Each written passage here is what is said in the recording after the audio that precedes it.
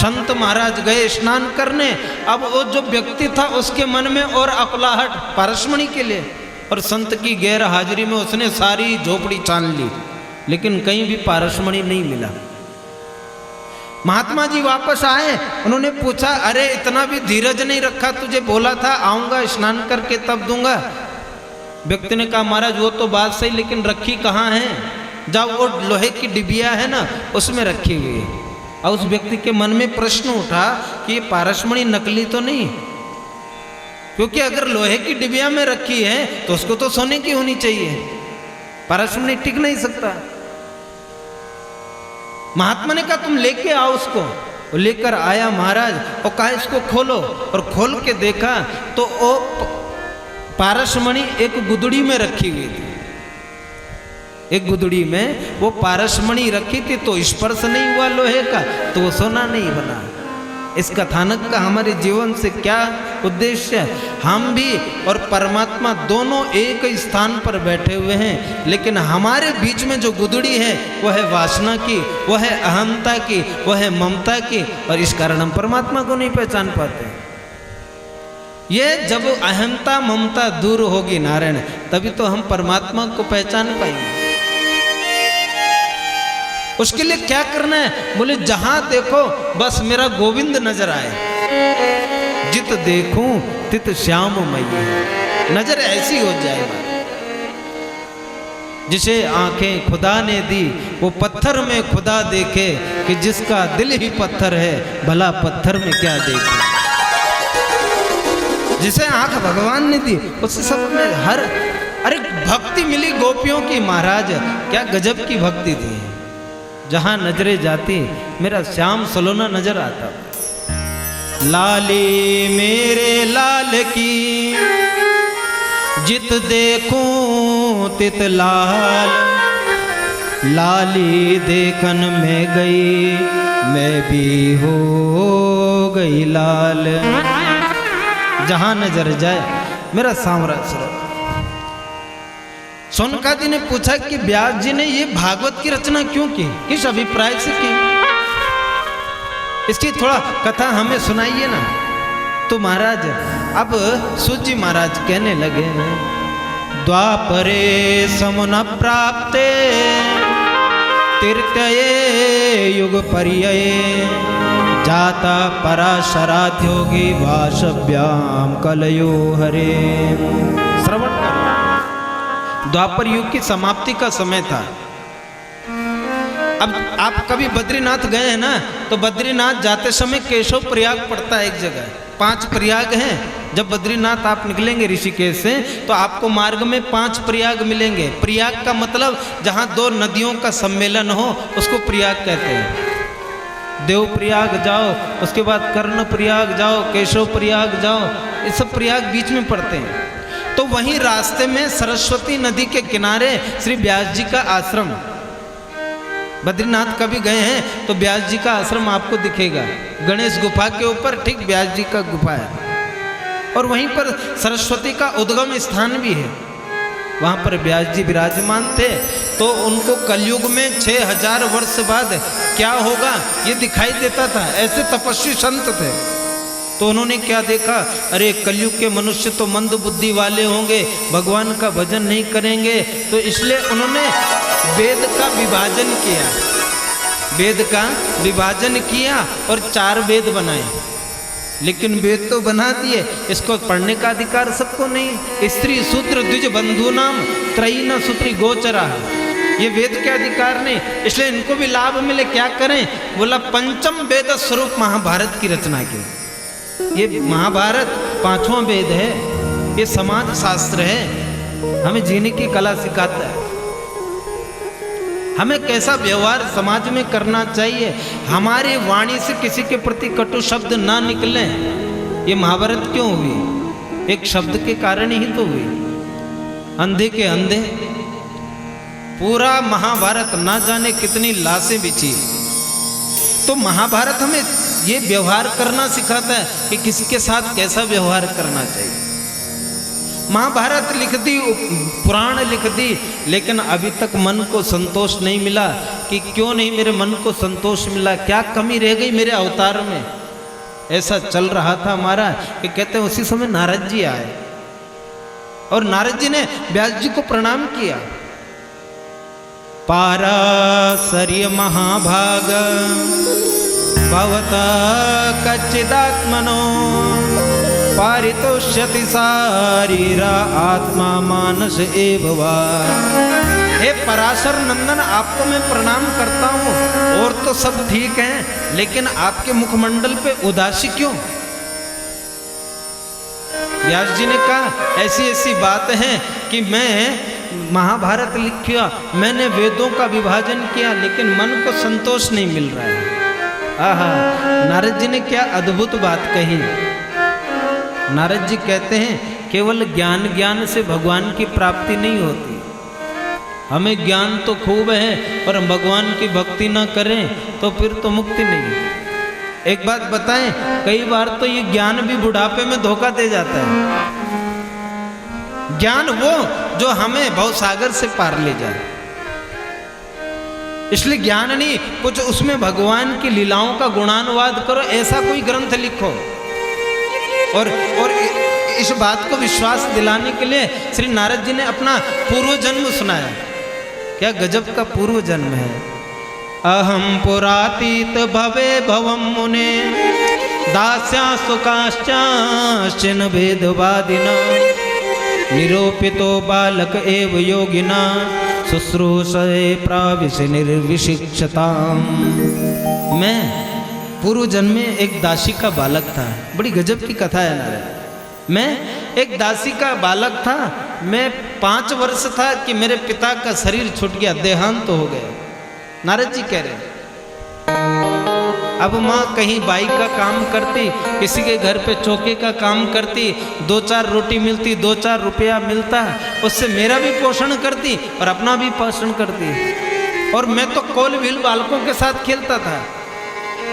माता मेरा दाई का काम करती थी, बाई का, चौके का।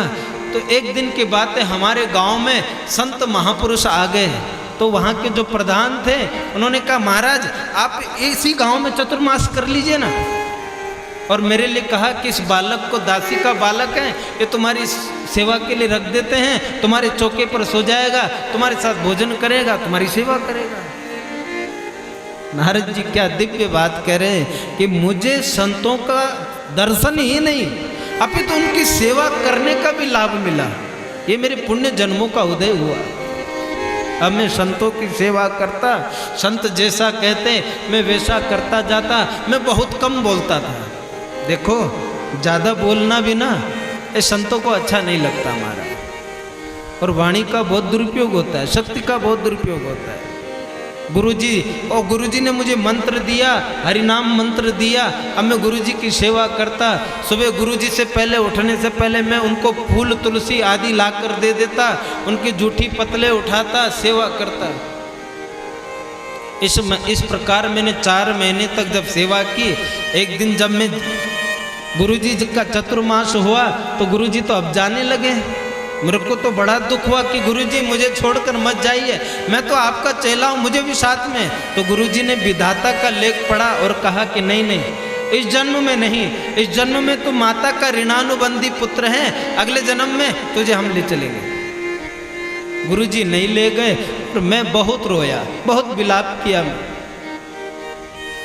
मैंने कहा गुरुजी ये मेरी माँ तो मुझे भजन करने नहीं देगी, आप कहते हो भजन करो, लेकिन माँ तो करने नहीं देगी। देखो संसारी माँ बाप ना चाहें कभी कि हमारा बेटा संत हो, कोई चाहता है क्या महात्मा बन जाए? क्यों? देखो बात थोड़ी कड़वी है, लेकिन कह देता हूँ, क्षमा भी चाहूँगा। महात्मा ना बने उससे बड़ा डर है, लेकिन शराब पीकर आवे और रात को 11 बजे तोड़ फोड़ करे, गालियाँ दे, वो पसंद है, वो ठीक है, लेकिन महात्मा नहीं बनना चाहिए। महात्मा ना बने, हाँ शराब पीकर आवे, गाड़ी तोड़ फोड़ करे, गाली गलौज करे, पड़ोसी से लड़ाई करे, वो मंजूर है, लेकिन महात्मा बन जाए वो मंजूर नहीं। ये संसार की विडंबना है नारायण। मेरी माँ को अच्छा नहीं लगता था, तो गुरुदेव ने कहा कि परमात्मा कुछ ना कुछ उपाय करेंगे, तुम चिंता मत करो। अब मैं भजन करता तो मेरी माँ को अच्छा न लगता। एक दिन की बात है कि मेरी माँ गौशाला में गई दूध का दोहन करने, कि उसी समय एक सर्प आया और माँ के पैरों में काट दिया। तो मैं तो बड़ा खुश हो गया। अनुग्रह मन्य माना, भागवत में लिखा है, मैंने अनुग्रह माना है परमात्मा, ये तो बड़ी कृपा हुई तेरी। इधर माँ मर गई, ये कह रहे बड़ी कृपा हुई। नारायण, यदि हमारे भजन में हमारा साथी साथ ना दे तो ऐसा साथ हमेशा त्यागने योग्य होता है। दुष्ट संग जन देय विधाता, जासो भलो नरक कर वासा। विभीषण जी कह रहे हैं, हे प्रभु दुष्ट का संग कभी मत देना हमारे। क्यों? इससे बढ़िया तो हमें नरक ठीक है, हम नरक में ले लेंगे, लेकिन दुष्ट के साथ कभी नहीं। दुष्ट क्या करेगा? तो हमारी मति पर सबसे पहले आक्रमण करेगा, हमारी बुद्धि फेर लेगा। तो मेरी माँ का शरीर छूट गया, मैंने जितना सब कुछ था सब माँ पे लगा दिया, और जो कपड़े पहने थे उसी से मैं घर छोड़ दिया मैंने। क्यों? एक विश्वास है, जिस परमात्मा ने माँ के गर्भ में मेरी रक्षा की वो मेरी संसार में भी करेगा, इसलिए मैंने किसी भी चीज़ का संग्रह नहीं किया।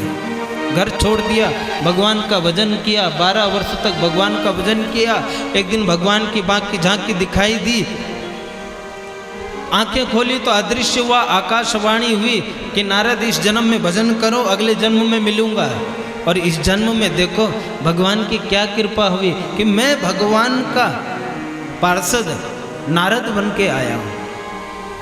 इसलिए ऐसी कथा करो कि जिसमें भगवान की लीला गुणानुवाद हो। तब तो व्यास जी महाराज को ने पुनः फिर आंख बंद किया, जो जो मन में आया वो लिखते गए। लेखनी का काम किया श्री गणेश जी महाराज ने, और यह सुंदर एक एक करके 18,000 श्लोकों का यह श्रीमद् भागवत कथा लिखी। बोलिए भागवत भगवान की जय। एकादशी आज नहीं, सवेरे संकल्प में अष्टमी आई थी, लेकिन आप लोगों को देख के ऐसा लगता है जैसे एकादशी का व्रत रखे होगा। हैं? जयकारा में करंट ही नहीं है, कतई करंट नहीं है, इसलिए जयकारा जोर से बोलना चाहिए। जय शब्दम नमः शब्दम शंख शब्दम दारये, इसलिए जोर से बोलना चाहिए। जय बोलने से जितने पाप होते हैं ना, ये सारे दूर चले जाते हैं। भागवत जी में लिखा है, बोलो बांके बिहारी लाल की। ये सुंदर था। नारद जी ने अपना पूर्व चरित्र सुनाया और श्री व्यास जी ने ये भागवत की रचना की। अब रचना तो कर दी, इसका प्रचार कैसे करें? क्यों? क्योंकि इसका प्रचार वही व्यक्ति कर सकता है जो आत्मा राम हो, जो केवल अपनी आत्मा में रमण करता हो, संसार से कोई मतलब नहीं। दूसरे पल विचारा, अरे ऐसा तो मेरा ही बेटा है। कौन? श्री सुखदेव जी महाराज। लेकिन उसको घर बुलाएं कैसे?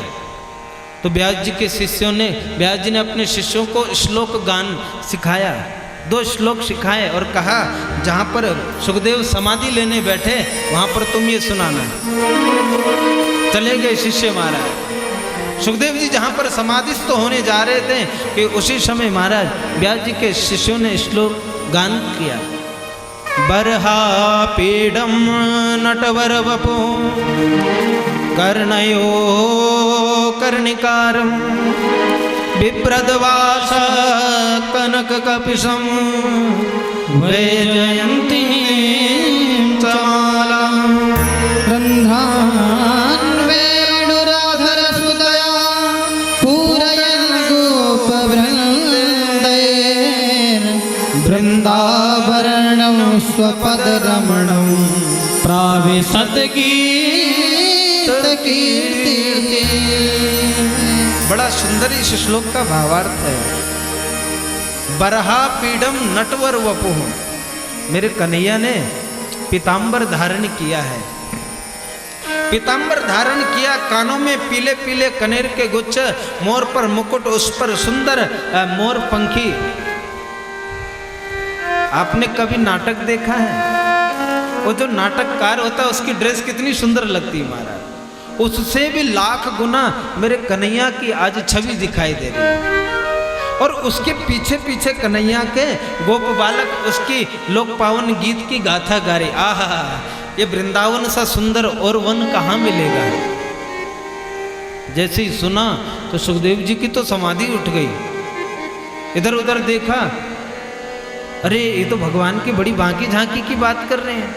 लेकिन दूसरे पल विचार आया कि देखो हम तो हैं निर्गुण उपासक के भक्त, और सगुण में तो भाई घर में लड्डू गोपाल रखे तो केवल रखने ही नहीं है, उनकी सवेरे स्नान कराना है, उनको जगाना है, उसके बाद आरती वंदना, फिर कुछ भोग, और मैंने तो लंगोटी तक का त्याग कर दिया। भोग कहाँ से लाऊंगा,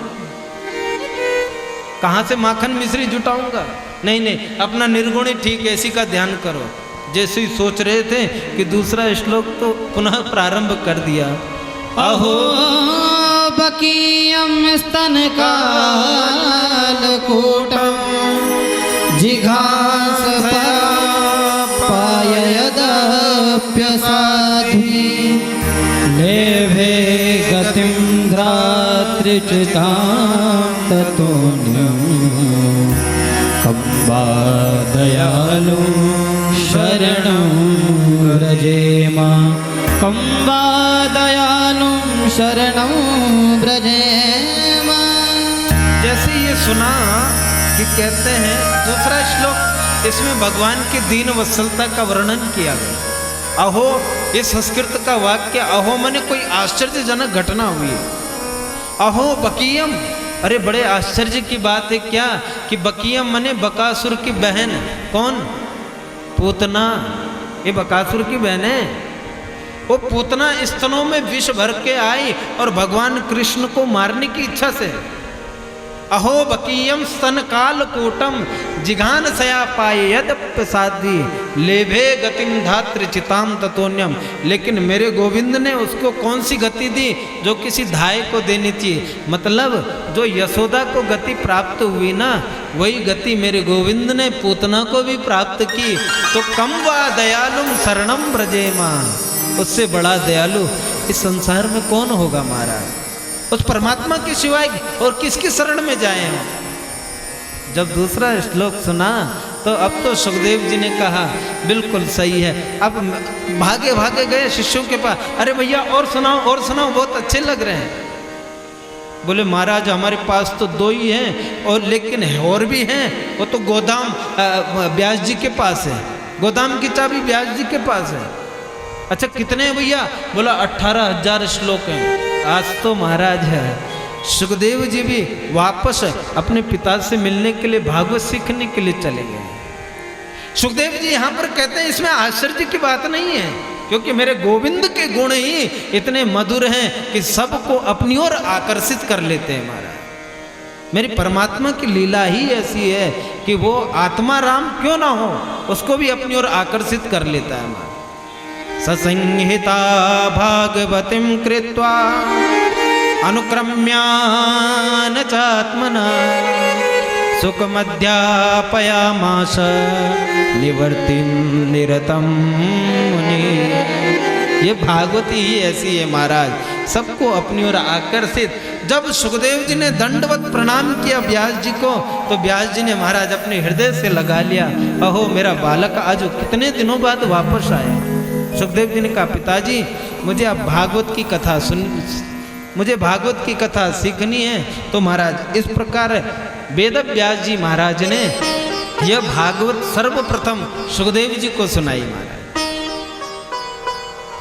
और सुखदेव जी ने यह कथा किसको सुनाई?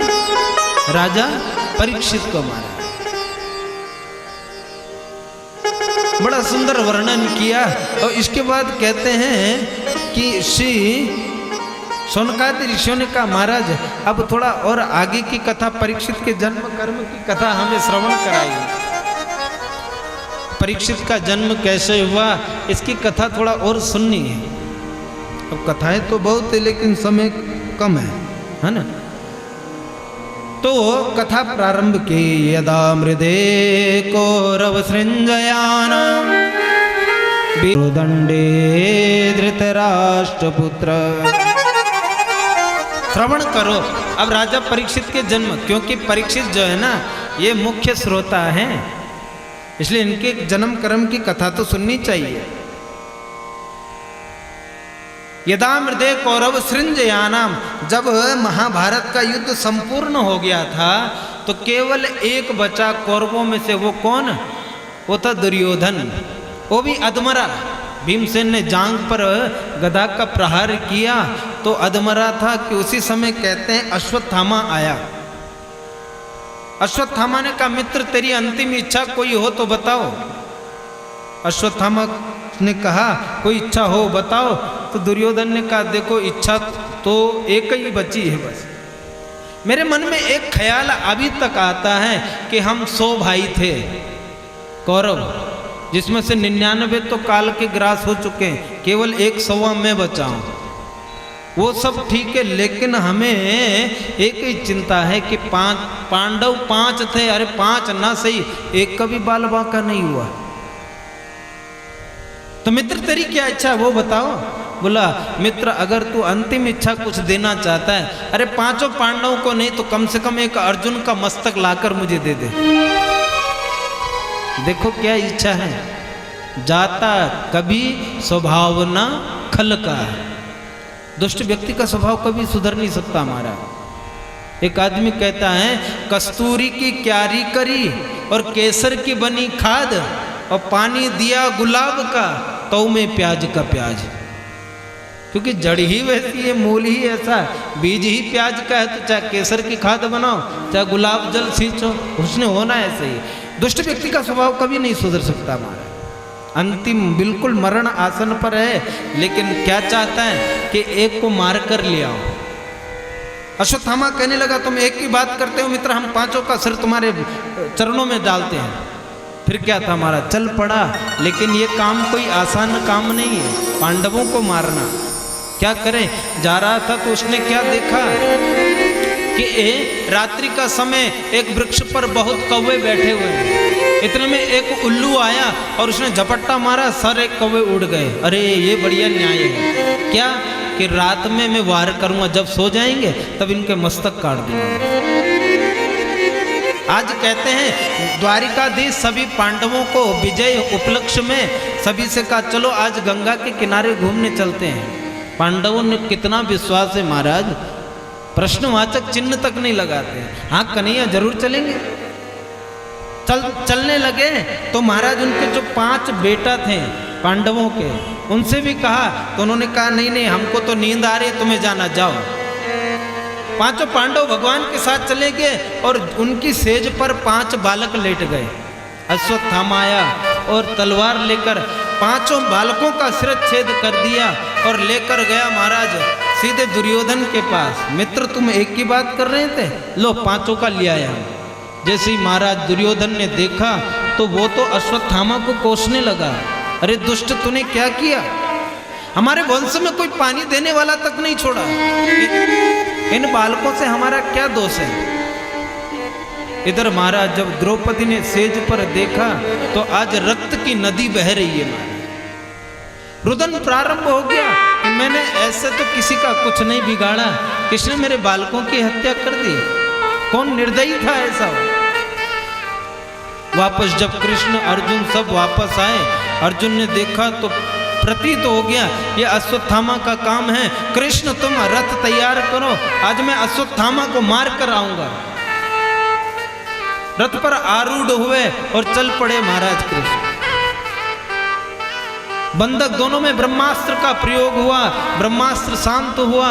फिर अर्जुन ने अश्वत्थामा को बंदी बना लिया और घसीट कर ले आया आंगन में, जहां पर वो द्रौपदी रुदन कर रही थी। ले द्रौपदी ये हत्यारा आया, इसको सजा दो, मारो इसको। जैसे ही द्रौपदी ने आंख खोल कर देखा और कहने लगी अरे इसको क्यों मारा है, इसको ये मारने वो योग्य नहीं है, ये गुरुपुत्र है मारा है, इसको नहीं मारना है, ये ब्राह्मण बालक है। मुच्यता में ऐसा ब्राह्मणो नितराम गुरु। अरे इसको छोड़ दो, क्यों? क्योंकि ये ब्राह्मण है और दूसरा गुरु का पुत्र है, द्रोणाचार्य का पुत्र है ना, इसको मारो नहीं। ए महाराज ये कोई साधारण वेरी हमारे घर के आगे नहीं आया। 5-5 बालकों का हत्यारा है, लेकिन द्रौपदी कह रही नहीं नहीं मारो नहीं, छोड़ दो इसको। नारायण, वेर की शांति होती है निर्वेर से। हम अगर किसी के साथ वेर करते हैं तो उसकी शांति केवल हमें निर्वेरता से मिलेगी। हम किसी के प्रति क्रोध ना करें। अच्छा, कोई हमारा हत्यारा हमारे घर के आगे आवे, पहले तो आगे आएगा ही नहीं। क्यों आएगा वो?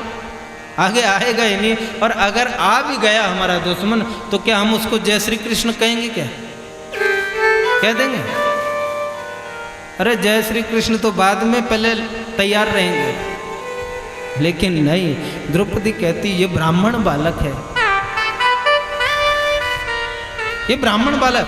अरे वो तो ठीक है, देखो मैं तो अभी सधवा हूं ना, इसकी माँ तो विधवा हो गई। मेरे पास 5 पति हैं, इसके पति तो मर गए हैं ना, इसकी माँ के। द्रोणाचार्य का तो वध कर दिया, केवल एक बालक के सहारे तो जी रही है। क्यों मारे इसे? इसको छोड़ दो महाराज। क्या गजब का वर्णन किया महाराज। हम अगर किसी का आशीर्वाद ना ले, कोई हर्ज की बात नहीं, कोई कष्ट की बात नहीं, लेकिन कोई हमें ठंडी सांस दे, ऐसा हमारे जीवन में कभी कर्म नहीं बनना चाहिए। कोई हमें कुछ कहे, हम किसी को सताएं, ऐसा कभी जीवन में ना हो हमारा।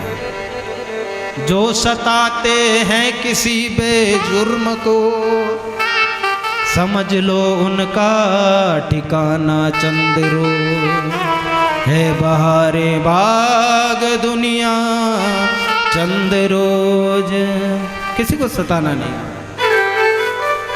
भीमसेन ने कहा अरे द्रौपदी किस पर दया कर रही हो तुम? ये हत्यारा, इसको मारना है।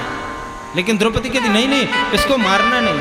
2 पार्टी बन गई है। भीमसेन कहते मारो, द्रौपदी कहती नहीं छोड़ दो। क्या किया जाए? अंत में भगवान ने अपना निर्णय दिया।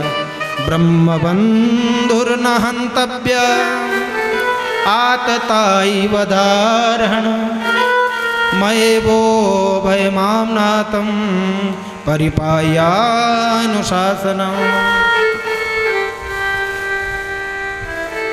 भगवान कहते हैं ब्रह्म बंधुर न हंतव्य। ब्राह्मण कितना भी निर्दय क्यों ना हो, उसको मारना नहीं चाहिए। और आतताई वधारहणा, और जो आतताई वो तो मारे जाने योग्य है। अर्जुन कहने लगा जय हो टेढ़ी टांग वाले। जैसी टेढ़ी टांग पर खड़े होते वैसी बात भी करते। अब ये ब्राह्मण भी है और आतताई भी है, और कहते हो ब्राह्मण को मारना भी नहीं है और आतताई को छोड़ना भी नहीं चाहिए। क्या किया जाए? फिर कहते हैं वो जो अश्वत्थामा थे, उसके मस्तक पर एक मणि थी, जन्म सिद्ध मणि। उस मस्तक को निकाल लिया और उसका अपमान करके उसको धक्का देकर बाहर निकाल दिया। क्यों? क्योंकि अपमान भी मरण के समान होता है। कोई अगर महाराज प्रतिष्ठावान व्यक्ति है, उसका अपमान कर दो ना, तो भी मरण के समान है। जन्म सिद्ध मणि थी महाराज। अब इधर सुखदेव जी कहते हैं अब अश्वत्थामा के मन में और क्रोध उमड़ आया कि इन्होंने मेरा अपमान किया, छोड़ूंगा नहीं मैं। होना तो ऐसा चाहिए था ना कि मैंने काम मरने वाले किए थे, लेकिन इन्होंने मुझे जिंदा छोड़ दिया। लेकिन दुष्ट व्यक्ति है महाराज, छोड़ूंगा नहीं। इनके वनवास में किसी को छोड़ूंगा नहीं, इनके वंश में। लेकिन दूसरे पल आया विचार, अरे इनके वंश में रहा ही कौन? 5 थे, मार डाले। फिर विचार आया, अरे नहीं नहीं, अभी अभिमन्यु की पत्नी उत्तरा वो सगर्भा है। और ऐसा कहकर ब्रह्मास्त्र छोड़ दिया महाराज उत्तरा के गर्भ में। अब तो उत्तरा व्याकुल हो गई और भगवान द्वारिकाधीश के पास दौड़ पड़ी। पाहि पाहि महायोगी देव देव जगतपते नान्यम तद्भयं पश्ये यत्र मृत्यु परस्परम। हे गोविंद, हे द्वारिकानाथ, मेरी रक्षा करो। अरे मैं मर जाऊं मुझे उसकी फर्क नहीं, लेकिन माँ में गर्भो निपातता, मेरे गर्भ में जो बालक है उसका क्या दोष है? उसकी तो रक्षा करो। वो आपका भक्त है, उसकी रक्षा करो। वो जब द्वारिकाधीश की शरण में गई कहते हैं भगवान ने उत्तरा से कहा तुम आंखें बंद करो, और भगवान ने अंगुष्ठ मात्र रूप धारण किया और उत्तरा के गर्भ में प्रविष्ट हुए और सुदर्शन चक्र से उस ब्रह्मास्त्र का निवारण किया महाराज। आहा, वो भक्त कितना भाग्यशाली है महाराज, जिसको गर्भ में ही भगवान के दर्शन हो गए। कितना भाग्यशाली भक्त है उसके जीवन। अरे हमें जीवन में अवतार लेकर भगवान के दर्शन होते हैं, लेकिन वो तो महान भगवत भक्त है ना।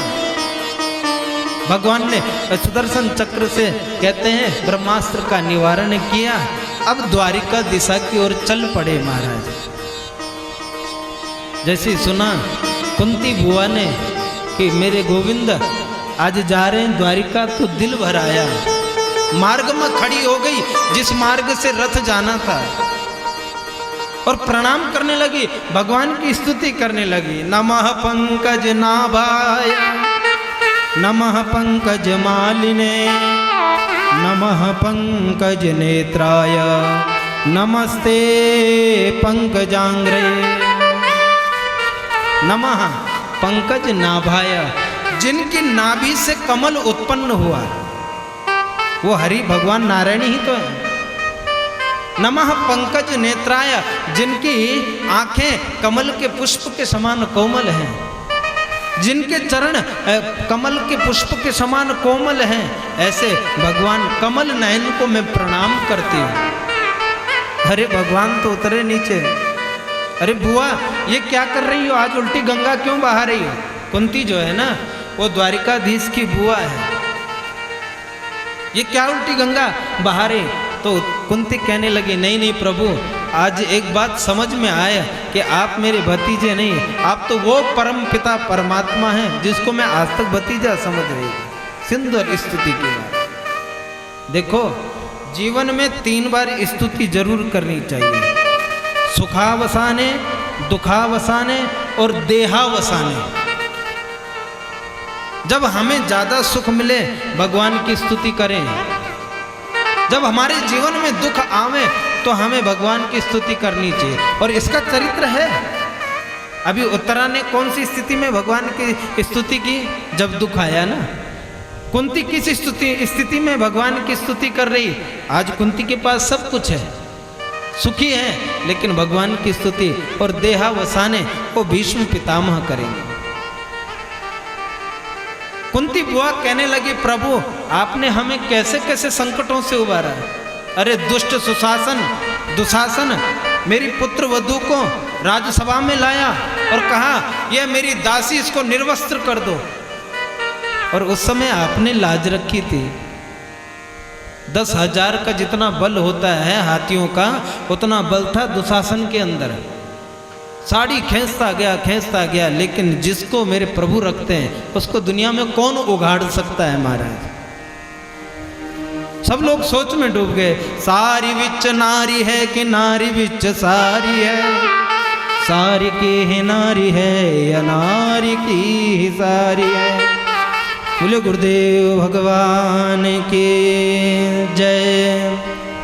सभी लोग आश्चर्य में डूब गए। पूज्य स्वामी जी का पदार्पण हो चुका है। आप सभी की ओर से उनका बहुत बहुत स्वागत, अभिनंदन संत पथिक सेवा समिति की ओर से।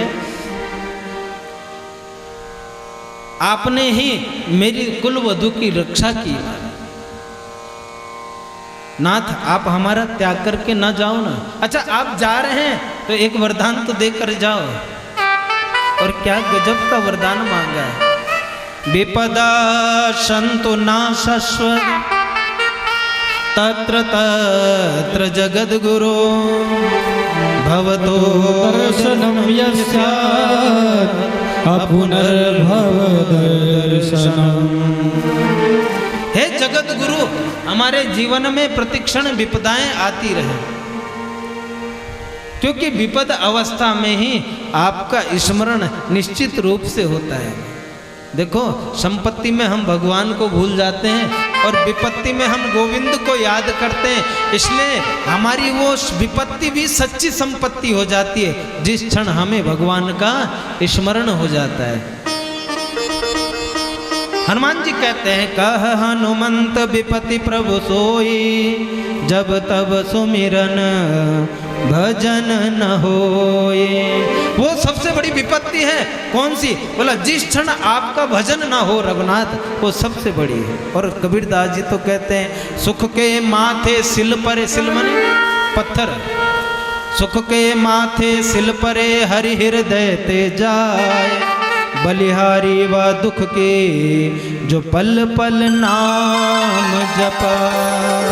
बड़ा सुंदर पद्य पूज्य गुरुदेव भगवान पतित जी महाराज का वो पद्य गान तत्पश्चात